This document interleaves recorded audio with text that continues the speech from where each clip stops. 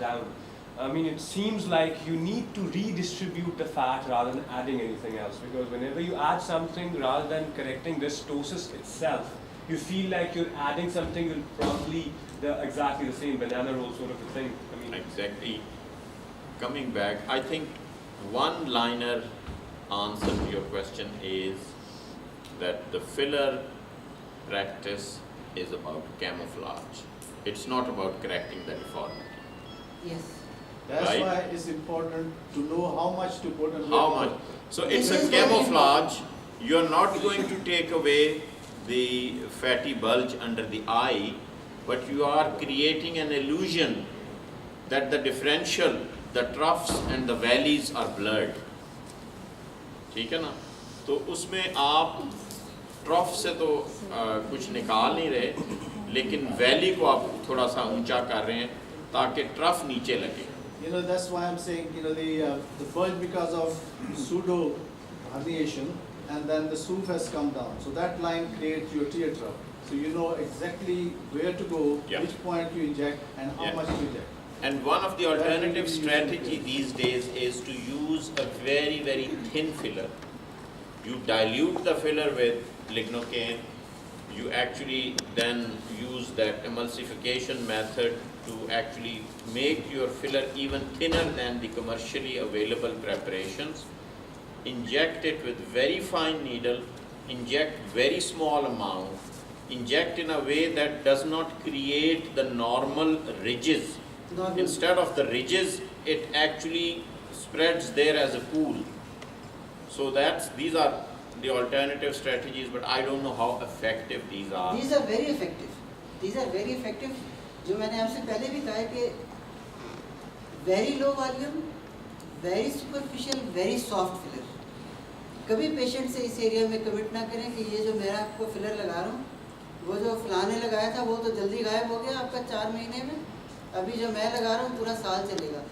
وہ پیشنٹ وہ 1 سال نہیں، وہ 2 سال پھر آپ کے ساتھ رہے گا، اور آپ جب تک وہ کریکٹ تو دیر سے ہی ہوگا، لیکن وہ 2 سال آپ کو ایک اچھا ٹف ٹائم دے گا. نکاح سے تیار ہو. وہ میں یہی ٹرم، میں یہ معظم صاحب کی term I love that term کہ پھر تسی نکاح واسطے تیار ہو.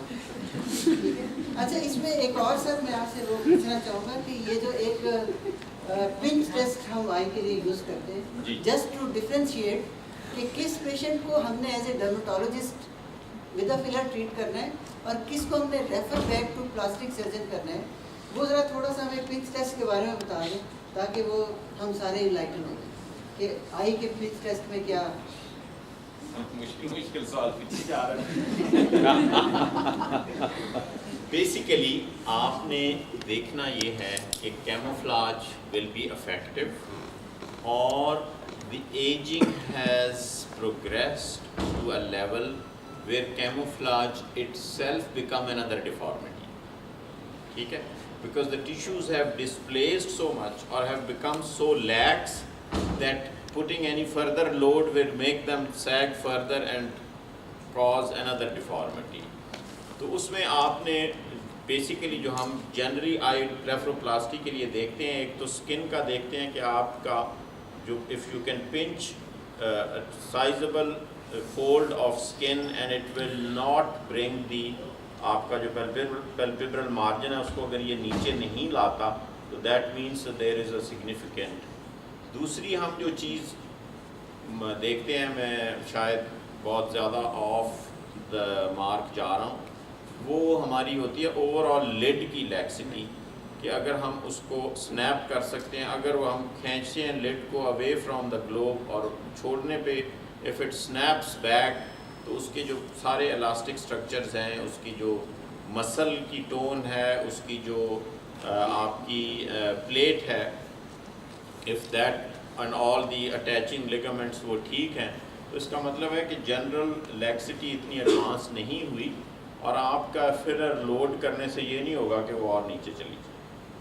So that is the point جو ہمیں لرن کرنا ہے آج کی اس کمبائنڈ میٹنگ میں، کہ ہمارا جو ایز اے ڈرمٹولوجسٹ کہاں تک ہم نے جانا ہے اور کہاں سے آگے پیشنٹ کو refer to the plastic surgeon.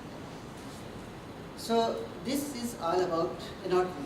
We have discussed ایک پوائنٹ جو نروس پوائنٹ آف ویو سے وہ ابھی سر نے چونکہ ابھی بات کی تھی emulsification and dilution of filler with لائڈوکین.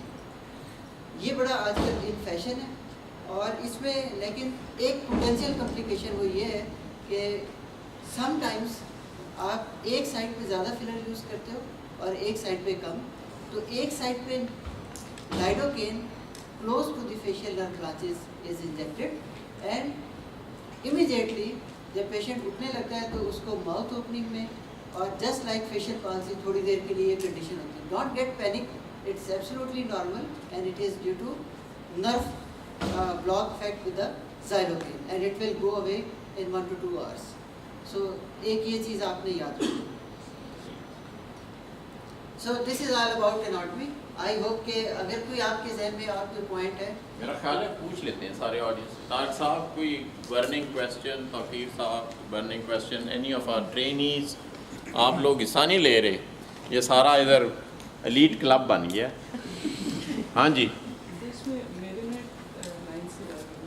G میرونیٹ lines. ہاں جی میرونیٹ لائنس کی انیٹمی سب کہہ رہے ہیں بڑی امپورٹنٹ ہے. اچھا یہ بڑی آج ایک انٹرسٹنگ بات پتہ چلی, یہ میرونیٹ ہے کیا چیز؟ What is marionette? ہاں very good. Basically these are wooden clowns اور پپٹس.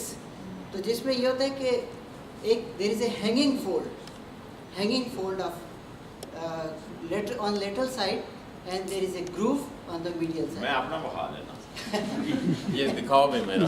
اب میں نے جو گیت تیرے پیار میں لکھے تھے کبھی, آج ان گیتوں کو بازار میں لے آیا. تو میں اپنے آپ کے اوپر آپ کو دکھا دیتا ہوں کہ جو starting from the glabellar, deep nasolabial and marionette, یہ پوری ایک جیومیٹریکل لائن بن رہی ہے if you look at that. تو this is a typical male pattern ageing. ٹھیک ہے جی, انہوں نے اپنی چھپا لی ہیں گوٹی میں. میرونیٹ لائن جو ہے اس کی پیتھولوجی جو ہے تھوڑی سی میں آپ کو بتانا. وہ جو ہم پہلے فیٹ کی ڈسکس کر رہے تھے فیٹ پیڈس, تو میرونیٹ لائن جو ہے basically it is 3 points. One is skin laxity, number 2 dynamic movement of muscles in perioral area, especially depressor anguli oris, and then is fat pad. One fat pad which is present in the jowl, which is herniated down. One fat pad which is present in the form of buccal fat, which is herniated down due to effect of the gravity. So it creates a jowly effect close